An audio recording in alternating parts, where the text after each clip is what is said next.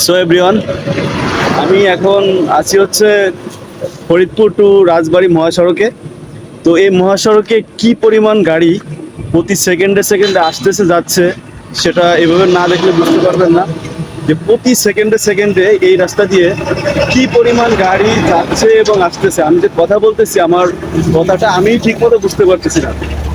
তো গতকালকে আমি যখন বাগেরহাট থেকে ফরিদপুর আসছিলাম, তো ফরিদপুরে আমার একটা অ্যাড্রেস মিস্টেকের কারণে হচ্ছে আমি অনেক বড় একটা বিপদের সম্মুখীন হই।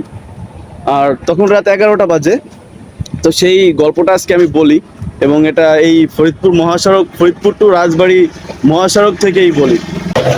তো গতকাল রাতে যখন আমি ফরিদপুর থেকে অ্যাড্রেস মিস্টেক করে রাজবাড়ী চলে যাই, তখন আমার যে অ্যাড্রেসটা ছিল, আমি ওই অ্যাড্রেসটা এক রিক্সাওয়ালা মামাকে বলতেছি যে আমি মনে করেছিলাম যে হয়তো এখানে আশপাশে হবে আমার সেই অ্যাড্রেসটা। তো আমি রিক্সাওয়ালা মামাকে বলতেছিলাম যে মামা, আমার এই অ্যাড্রেসটা কি আমাকে নিয়ে যেতে পারবেন কিনা, আপনি চিনেন কিনা। তখন সে আমাকে বলতেছে যে হ্যাঁ আমি চিনি, আপনি বসেন।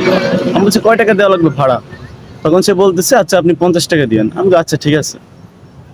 তো 50 টাকায় সে আমার বেশ কিছুক্ষণ, প্রায় 20 থেকে 25 মিনিট তার রিক্সায় নিয়ে গেল।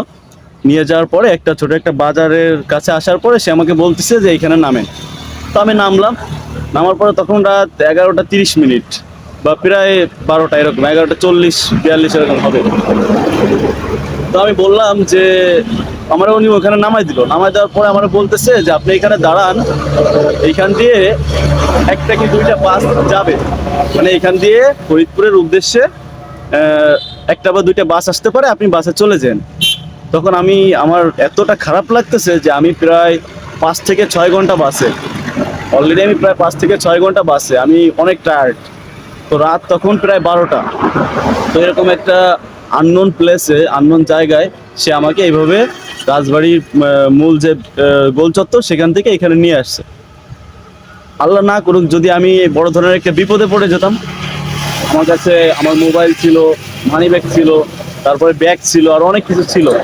যদি আমি দেশের বর্তমান যে অবস্থা, যদি আমি একটা বিপদে পড়ে যেতাম, তাহলে বোঝেন যে আমরা এই যে যে রিক্সাওয়ালা যারা আছে, এদের জন্য আমরা আসলে আমাদের দেশের মানুষ বাঙালি বলতেই হচ্ছে আমরা অনেকটা মানবতার ফেরিওয়ালা বলতে পারে।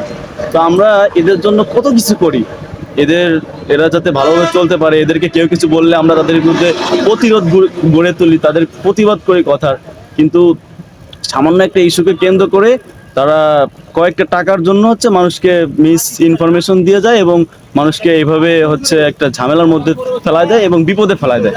তাহলে এই 50 টাকার জন্য আমার কত বড় একটা ক্ষতি হয়ে যেতে পারতো। আল্লাহ না করুক, এই 50 টাকার জন্য তো আমার হাজার হাজার টাকা চলে যেতে পারতো, আমার শরীরের উপর দিয়ে অনেক বিপদ চলে আসতে পারতো, আমার সবকিছু চিন্তায় হয়ে যেতে পারতো।